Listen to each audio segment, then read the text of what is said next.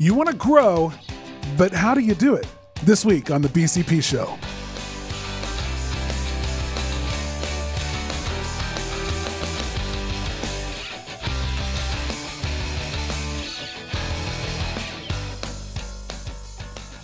Hey there, Proud Nation, and welcome back to another episode of the Blue Collar Proud Show. It's the show all about having and living the blue collar business dream. If you can dream it, you can build it. Taylor and I believe you can, and we want to be a part of that journey towards your success. My name is Carter Harkins. With me every single week here is Taylor Hill. And I'm here again. Hey, man, how are you? You know what? It is a fantastic day. It is a great day. Another day to introduce our new sponsor to the show, Closing Commander. Our very own brand new app. I want to just tell you quickly about it. It's actually built on what's called in marketing the rule of 7 touches, which says that it takes up to 7 contacts with a potential buyer before they're ready to make that buying decision. One of the biggest missed opportunities that we see in blue collar trades and home service businesses and contractor businesses is when an estimate is provided to a customer and the customer says, I need to wait and I'll get back to you.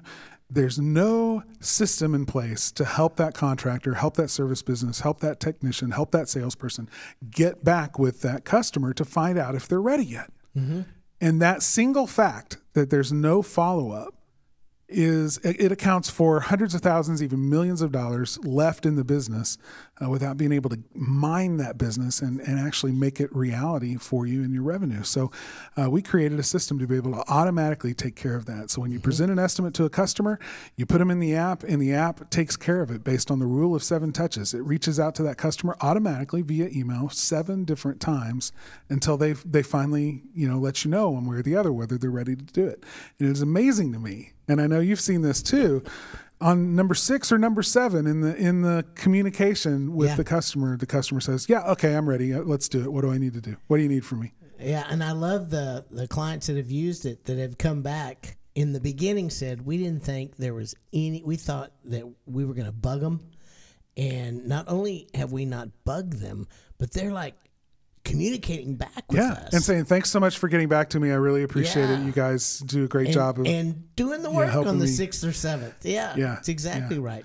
But let me tell you, I want you to tell them about the deal our listeners get. So we've made a deal for Blue Collar Proud Show listeners. So that means you, if you're hearing this, everybody gets a 14-day free trial. If you were to go to closingcommander.com right now and sign up, you get a 14-day free trial. But if you use the link that is in the show notes for this particular episode, or if you have the Blue Collar Proud Show app, the free app, there's a special offers section in there. The link is in there as well. Click on that link to sign up. Okay. If you use that link to sign up, you'll get an automatic 30 days free. Your first 30 days after the trial and everything else, when you add your credit card, it starts 30 days free just for signing up and being a listener of the Blue Collar Proud Show. It's an incredible offer. Go check it out now. I think this is going to be something that is going to help you grow. We see people in it all the time getting 10 to 15% better results from the open estimates in their business, but we also have some in there that are getting 40, 45, 50, and one that even has 66% better results from their open estimates by using the app. And the real key is, it's like any other system. If you don't use it, it won't work, but if you use it, it will. Absolutely. Check it out, closingcommander.com. All right, let's get into the episode for today, the topic. This is something that we have been so privileged to surround ourselves with people who are good at what they do, who are successful in growing the business of their dreams.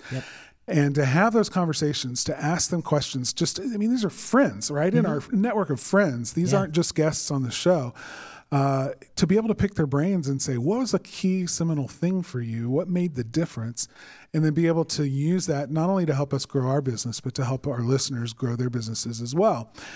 I'm reminded of this quote from Marshall Goldsmith that sums up perfectly, what it takes to grow a business. And it's simply this mindset that what got me here won't get me there. Right. In the simplest terms, that I don't know yet what I need to know to get me where I want to go. That's right. But I need to be learning it at every step. Yep. That is so true. And one of the people that has embodied that more than anyone else has been Mark Stoner, who is a personal friend of both of ours, but also a frequent guest on our show. And we get a chance to have him back today to talk to us a little bit. It's a short conversation, but I think it'll be really good. You know, Taylor, this tendency that we see in business leadership to get stuck and not know why we're in the same place that we've been for a year or 18 months or 2 years, and just keep doing the same thing over and over and over again, hoping that we just get unstuck magically somehow, that, you know, the wind will change and suddenly we're blown into success just accidentally. You know, that's a tendency we see, and we've spent a lot of time trying to understand that tendency and to specifically create tools and training and information to help combat that tendency, to help people realize that they're in full control of the success that they have in their life and always have been. That the choices they're making are impacting the success that they're having right now. Yeah, and what I would say to that person is really easy. If you keep doing the same thing, and you know, everybody says if you're doing the same thing, you get the same results, then you're kind of crazy. Yeah. And I would say, yeah, but it's more than that. Think of the payoff that you're getting. Because there's some kind of a payoff in there. Because you wouldn't keep doing it if you didn't get the payoff. You know, does it make you always right when you say this is never going to work out and you do it and then it doesn't work out, and then you could be right again. You're getting a payoff. Yeah. Those are the kinds of things that we don't think about, you know, but what kind of a payoff are you getting for keep doing the same thing, getting the same results? And it's amazing to me how pervasive that is at a psychological level. You can actually be in a crazy amount of turmoil and chaos and pain in your life and decide to stay there simply because there is that unseen payoff. There's something going on that to you is a psychological reward for staying there. And we've seen it in a lot of areas, right? You know, it can be... Been there. Yeah. Not just seen it in others, but been there. Absolutely. Yeah. It can be a martyr complex, you know, people that hire the wrong people every single time. And it's almost automatic that they'll pick the wrong person the next time they hire, because for them, there's a psychological payoff to either rescue people from themselves or be the... it gives them an outlet to abuse somebody and be a horrible boss or a horrible human being toward another person for all the bad things that they've just done in the business. Gives them an outlet for that. And that can be a payoff too. There can be 100 different payoffs, and every person is different. But that can be a question to ask. What is the payoff that I'm getting from this behavior? And is that payoff really worth it to me to stay where I am right now? There's another thing too that a mutual friend of ours used to say all the time. He says you can get to choose. Do you want to win or do you want to be right? Yeah. And that's huge. That's another thing. You know, in our world, there's so many people that feel like they have to be right, that they don't understand that in the long term, they lose. They lose relationships, they lose marriages, they lose businesses, they lose employees. They lose all kinds of stuff along the way because they're so insistent that they have to be right all the time. They're focused on the battle, not on the war. No, right? Yeah, Winning the battle, losing the war. Yeah, they just don't understand that being right may vindicate you, but in the long run, if you lose all your dreams and all the things that you want to build and all the, you know, if you lose your marriage, you lose your kids, you lose your life, or whatever it is that you're losing on there, being right is not the end all be all. Yeah. You know, we've seen this story play out in countless, you know, friends and successful business owners that we know and guests that have been interviewed on the show. And there's always that one consistent fact that we see in every single one of those people, which is that they are only growing to the extent, or their business is only growing to the extent that they are growing personally. Oh, yeah. That they are invested in learning about themselves, learning where, like you said, those payoff things, learning where my behavior connects to the things that I want in my life and where it doesn't, so that I can change those behaviors, change those beliefs, those limiting beliefs, and adopt a mindset that naturally leads to growth. Yeah. And if you're not undergirding your growth with those personal growth types of activities, then in every one of the cases where we've seen people go backwards in business, there's been the business outpaced their ability to lead it, and it was accompanied with tremendous pain. Yep. I mean, excruciating pain. Yeah. And when they stopped and maybe lost everything, which has happened for a number of people that we've talked to, and started over again, they started with the idea that I've got to learn what I need to know to lead the business at the size that it's going to become, not at the size it is currently. That's exactly right. And as they did that, then what began to change was the fact that the growth was almost, I'm not going to say effortless, but it wasn't accompanied with the same pain. There were challenges, but now I'm equipped to meet those challenges, and I know I can learn what I need to learn in order to meet those challenges, rather than feel so overwhelmed by the pain of it all, and end up with a business that you hate, even though it's big. Yeah. Oh yeah. One of the things people don't realize is there's a ton of people out in the world that are great business owners, and they built huge businesses. There are people in marketing and in the so-called gurus you see all over the place. They're making tons of money, and they're miserable. They're miserable. So if money's not the answer, what is? What is the answer to having a really good, successful, wonderful, amazing life? And I think our guest has some pointers. Yeah, absolutely. It's a short interview with Mark Stoner this time, but he always just brings it, and there's some good nuggets in here. So listen to what he has to say. We'll come back after and chat a little bit more. Mark Stoner, welcome back. Always good to be back. So we're talking today a little bit about the idea that what got you to where you are now is not what's going to get you where you want to go. Yeah. The idea of going from 1 truck to 2 trucks to 3 to 4 to 5 and on. How do you go? And you've had that experience, and you've even gone from multiple trucks back to, 1 truck, and then back again up to multiple trucks. What are some of the lessons that you've learned about that scaling, the logistics of growing from 1 to multiple trucks? Right. So, we talk about this a lot, but you have to have that vision of out there. For me, I like to think in bigger chunks. So when I was 1 truck, I wanted to go to 10 trucks, and the problems all along the way. But like I said before, it's not just 1 truck and then 2 trucks and then figure it out and then 3 trucks. Of course, you got to figure it out, but there's always a bigger vision. But in the logistics, I find that one of the bigger problems is people don't hire the right support staff to get it done. So, and I remember when I tried to get up to about 3 trucks, and I was still writing everybody's paycheck, and I was still trying to do all that. I wasn't hiring a right office manager. I wasn't hiring the right support staff. And so what was happening was my time was getting really bogged down in craziness, right? And I really became less and less effective as a business owner because I was bogged down and crazy. So one of the logistics things I would recommend is early on an office manager. If you're a solopreneur or you're a small operator and you think you're saving money by not hiring that person, or you're barely making enough money now and you're thinking, well, if I'm barely making enough money now, why would I hire somebody else to now make less money? But it does, trust me, the math doesn't work that way. Yeah.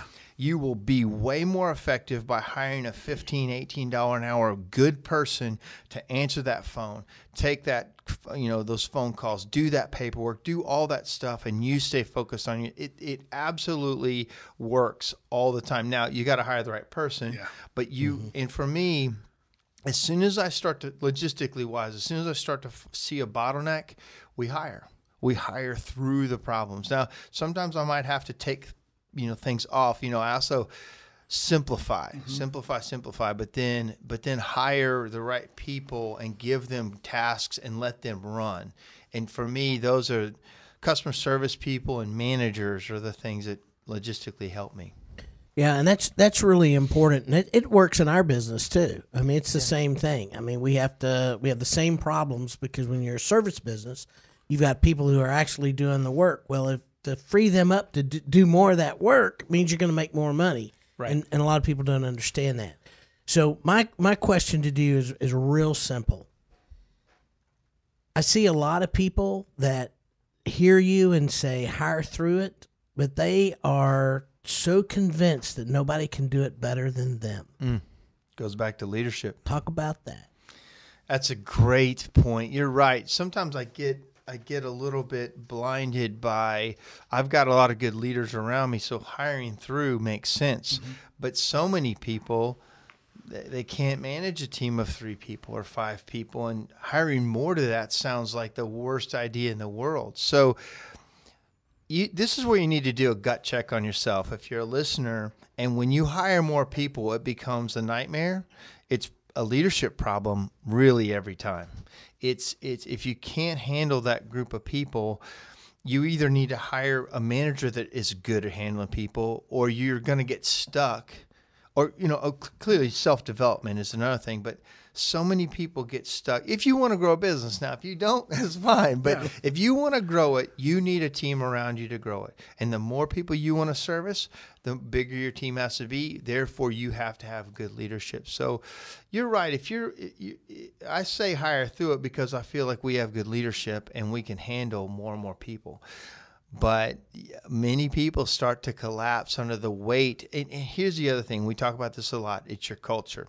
If you let other people run your culture, if you're a weak leader and other people start to take over and you've got this super strong person or this negative culture, this bad thing going on, more and more people is not the answer, because you got to clean it up and keep it and protect it. And it can almost sound cheesy, I know, to some people, but boy, if you really believe in culture, you know the importance. And when you've got it right, it makes life easier. And the culture actually will protect itself. If you give them the power to, if this person isn't a good fit, you have the ability to either move them up or let me know about it, and we need to move them out so it doesn't mess with us, right?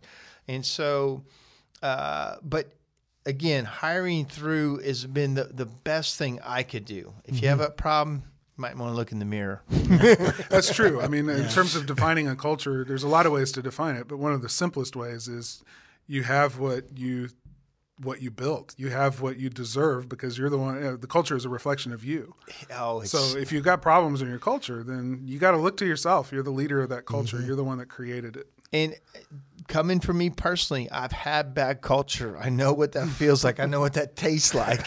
And I know that the problems that come with it. And I know today that and we had this conversation with my COO today. I said, there's nobody from the past Ashbusters would make it today. They wouldn't even get hired today. And they might have been good for me then, but they couldn't even hold a candle to us now, and they wouldn't make it. Yeah. And there's even some, employees that are with us, but they probably wouldn't make the cut today. They're lucky to be in because we're trying to make it better and better.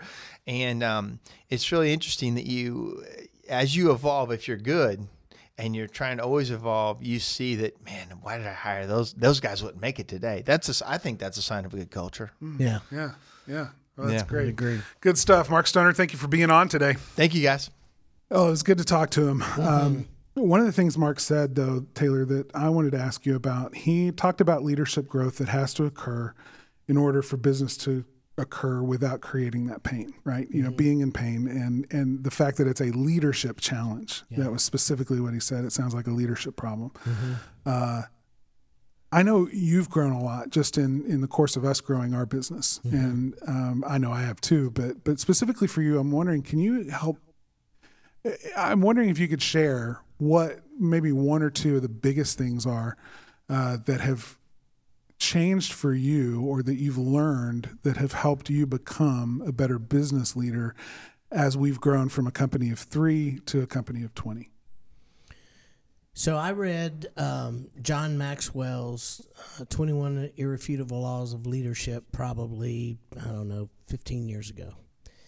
And one of the pivotal chapters in there is called the Law of the Lead, which is what you had said in the beginning. You just cannot lead beyond your ability. And I've always been a really good manager. And I've always been able to have people just kind of naturally follow me. I mean, my personality, and because I'm a little bit on the, hey, I'm not going to leave. You're going to do what I say, or I'm going to sit here and make sure you do what I say a little bit. But that doesn't work with everybody. In fact, anymore, I don't think it works with most people, and probably shouldn't have never worked. Yeah. Quite honestly. But the thing that really propelled me, there were a couple of things in my personal life that needed to change. And I'm not talking about with my marriage and my wife, or with relationships, or me going back and figuring out, my daddy and my mama issues. I'm not talking about any of that. I'm talking about my thinking. When I wish I had known this 40 years ago, because I wouldn't be here today. I would be in a totally different place, probably on a beach drinking Mai Tais somewhere. Or in the mountains, somewhere. Yeah. But I will tell you, your mind and what you think is key, absolutely key to who you are and what you become. Our thought process is so just important. We cannot lead others and cannot become better people until we address our thoughts. And it's really being aware of what you think and how you think. And I'll just give you an example. So I used to tell people I'm a realist. And I do say this. The reality is this at this point. But if all you are is real about what is happening in your life today, you're not making anything that's possible happen. You have to see what is possible for you. And start thinking about what's possible and living in the possibilities. This is huge. If I were to tell anybody, how do you want to grow your business? Grow it in your head. Grow it in your mind. What's possible for your business? What do you see for your business? If you can't see it, you can't create it. You have to see it. You got to live it. You got to taste it. You got to be it. Because that's where your business growth is born. It's between your ears. Mm-hmm. That's where the employees that are fantastic come. It's between your ears. Visualize the employees you want. Visualize the perfect employees that you need in order to do the job that you need done. These are huge things that if you can just stop and do, it'll not only change your business, it'll change your life, because you realize that you have the capacity to live an amazing life if you want to. Yeah. But as long as you choose, which this is another thing I learned, this is number 2, how do you do that when something bad happens to you? How do you choose to look at something and say, this is going to be amazing, when it's a flat tire, or you go out and the truck is an absolute total disaster, or whatever those is. Whatever that is that hits that nerve inside you that you just want to throw down and say, I quit, or this is BS, or whatever that is. You get to choose how you react. And I'm not 100% at this. Let me tell you, there are times those things really bug me, but I'm really good now of when I get into it, of catching myself and go, you know what? This is not how I want this. I don't want to choose this. It's a decision. When you understand that your mindset is a decision that you and you alone get to make, nobody else can influence that. You're choosing to either live in suffering, or you're choosing to live in a beautiful state. That's it. Your choice. You want to suffer? Suffer. Go ahead. I'm not going to watch it. There's a lot of other people that don't want to be around you because you suffer all the time. But you want to attract people, live in a beautiful state. Be happy. Decide. My life's going to be amazing. Make that decision. And then number 3 is surround yourself with like-minded people. I cannot tell you how big that is. If you look at addiction, if you look at different other types of treatments, one of the very first things they tell you is you got to make different friends.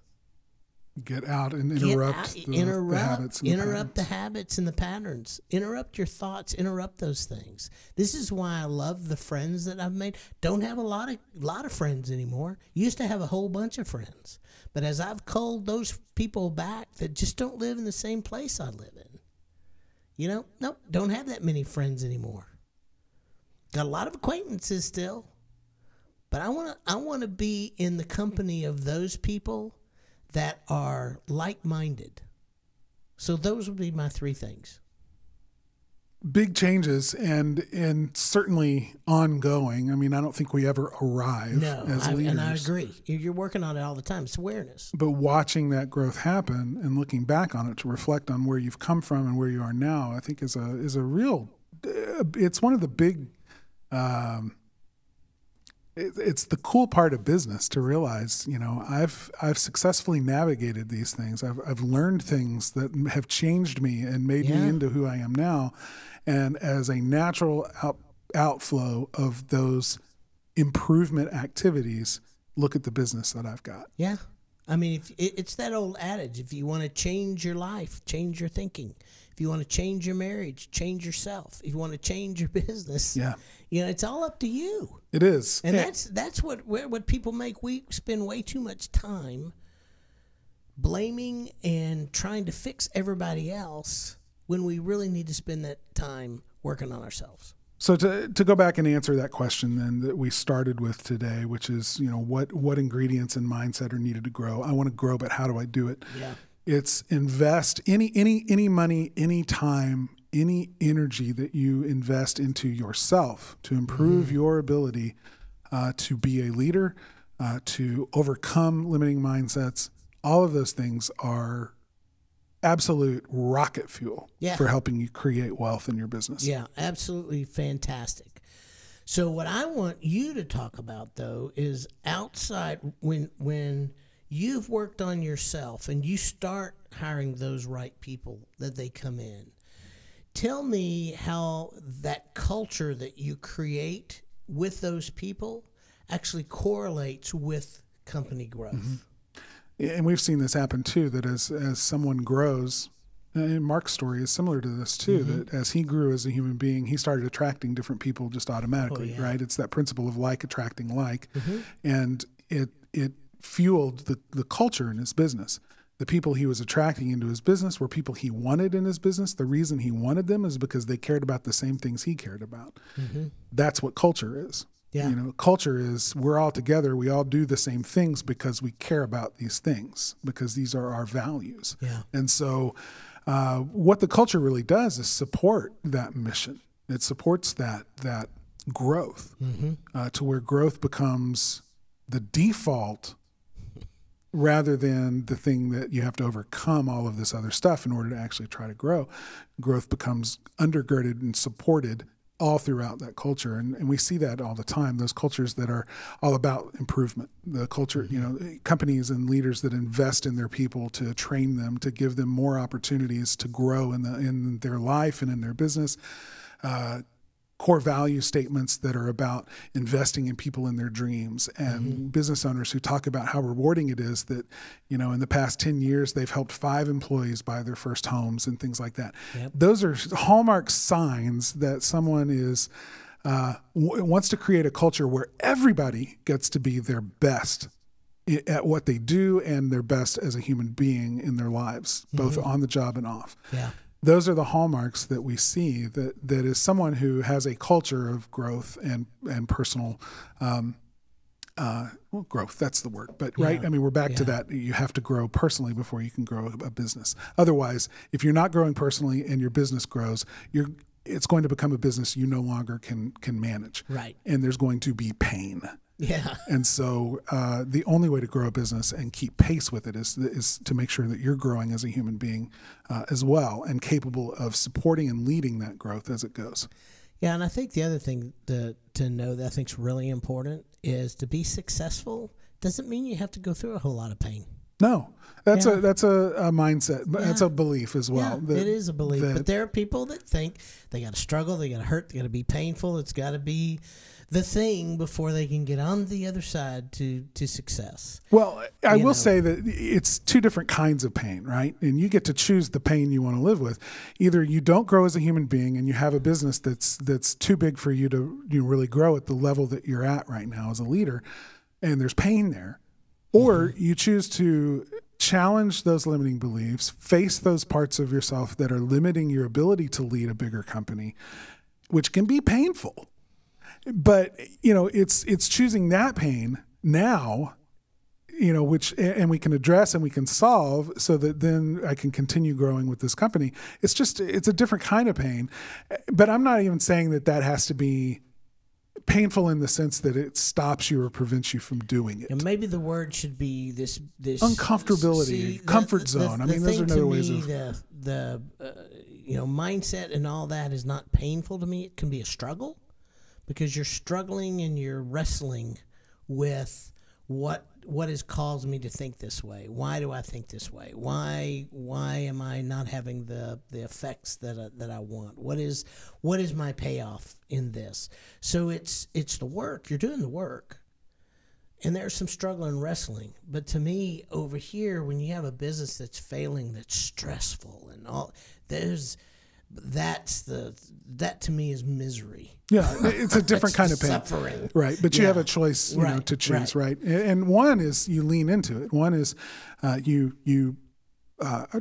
asking questions, right? Yes. Why am I dealing with this right now? Or what is this issue? Or what failure did I just experience in my business that I need to learn from so that I understand what I need to know for the next time, right? And that can be painful. It can hurt to make mistakes, and it can be a challenge, but it's not nearly as painful to deal with it in that moment, to be honest about, what I missed it and I need to grow here. What do I need to learn to fail forward so that I'm constantly growing and I'm becoming the leader I need to be to support that level of business. That's really the difference, but you're right. You choose the pain. You choose the level of. Yeah. And the level of where you are, and the one gets you where you want to go, and the other you run from, because who wants to be in stress and misery and suffering all the time? It's just it's really wild. Well, I think that's going to wrap it up for this particular episode. Thank you guys for listening. I just want to remind people to go check out closingcommander.com. Tell us what you think of it. Sign up using the link in the show notes for this episode. Click on that link. It'll take you right to a sign up page when you're ready to sign up for it. And you can learn more information over at closingcommander.com.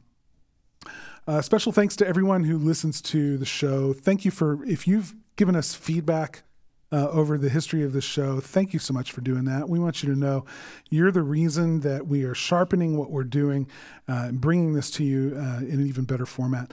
And if you are listening and you haven't provided feedback before, we sure would love to hear from you and know exactly what you think, and just take a minute to leave us a review. You can do that over in iTunes. And just do a search for Blue Collar Proud Show. You'll find the show, and then the review section there. You can just leave us a review there. And also hang out with us over in the Blue Collar Proud Nation Facebook group. A great place. Occasionally some really good conversations going on over there, and we want that to happen even more. So do that if you would. And of course, you can also find out about all the other places where you can connect with us by simply going over to bcpshow.com/connect. That's going to do it for this episode of the Blue Collar Proud Show. As always, Taylor and I want to thank you so much for being out there and for listening. We also want to thank the people who make this show happen every single week.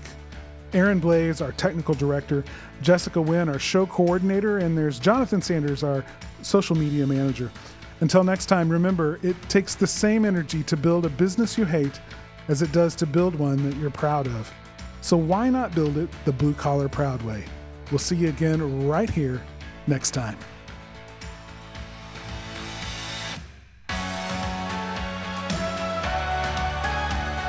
The Blue Collar Proud Show is a production of the Blue Collar Proud Network.